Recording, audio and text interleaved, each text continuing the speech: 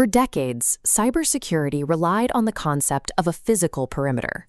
You built a thick wall around your office building, placed your servers inside, and assumed that anyone already inside the network was trustworthy. But as technology moved outside the office, that wall crumbled. Remote work and cloud computing removed the physical boundary between users and data. This forced a shift toward the zero trust model.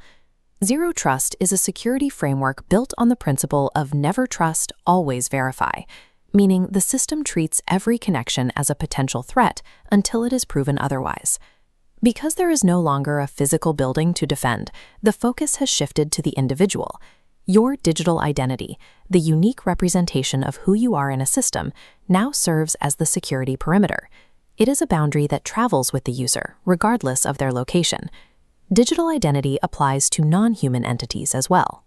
Servers, automated AI agents, and application programming interfaces, or APIs, which allow different software programs to communicate, all require their own unique credentials to operate on a secure network. In this distributed environment, identity has become the primary control plane. Industry surveys show that 51% of organizations now rank identity as extremely important to their security strategy, as verifying every entity is the most direct way to protect data that no longer lives behind a single wall. To see how this works in practice, consider a new employee joining a company. Before they can access any tools, the organization must establish and manage their digital presence through a structured process. This is the identity lifecycle. It begins with creation when a user is hired, followed by ongoing management and modification if their role changes. It concludes with deactivation when they leave, and finally, permanent deletion to ensure no old credentials remain active. At every step of this lifecycle, the system performs two distinct checks. The first is authentication, or AuthN. This is the system asking, "Who are you?" You prove your identity using factors like passwords, biometrics, or security certificates. The second check is authorization, or AuthZ. It answers the question, "What are you allowed to do?" This stage governs specific access rights, determining whether a verified user has the permission to edit a document, access a database, or manage a cloud environment. Identity management requires both parts to function correctly. Without authentication, an imposter could access the system. Without authorization, a legitimate employee might be granted excessive, unmonitored permissions that put sensitive data at risk. Managing these permissions at scale is a significant challenge.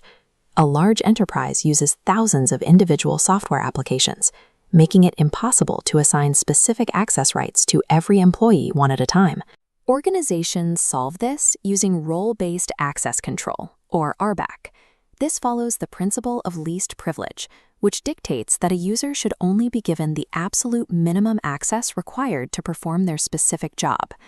Under this model, you define a role, like marketing analyst, and attach the necessary permissions to it. Assigning a new hire to that role instantly grants them the specific tools they need and nothing more. To add more security, companies use attribute-based access control, or ABAC. This evaluates dynamic context, such as the time of day, the user's location, or the security of their device. Even if the role is correct, the system can deny access if these attributes indicate a high-risk situation. For total control, security teams use policy-based access control, or PBAC. This allows for centralized security policies that can override individual permissions during emergencies, such as blocking all remote access during a suspected system breach. By layering these roles, attributes, and global policies, an organization ensures that even if a single password is compromised, the broader network remains protected by these automated checks. Executing these complex rules instantly across the globe requires a modern architecture. Organizations have moved away from local servers in favor of centralized cloud directory services. At the center of this network is the identity provider, or IDP. The IDP is the trusted authority that stores user data and verifies logins. Once it confirms an identity, it issues verified digital tokens to the rest of the network. The applications you use, such as your email or HR portal, are called service providers. These applications do not verify your password themselves. They rely on those tokens from the IDP to determine exactly what you are allowed to see and do. This architecture allows people and machines to work together seamlessly from any location. The complex verification and authorization happen automatically in the background, keeping the workflow fast and the data secure. Modern security is not about building higher walls to restrict movement. Instead, it uses intelligent, dynamic identity verification to ensure that the right people and the right machines have the right access, wherever they happen to be.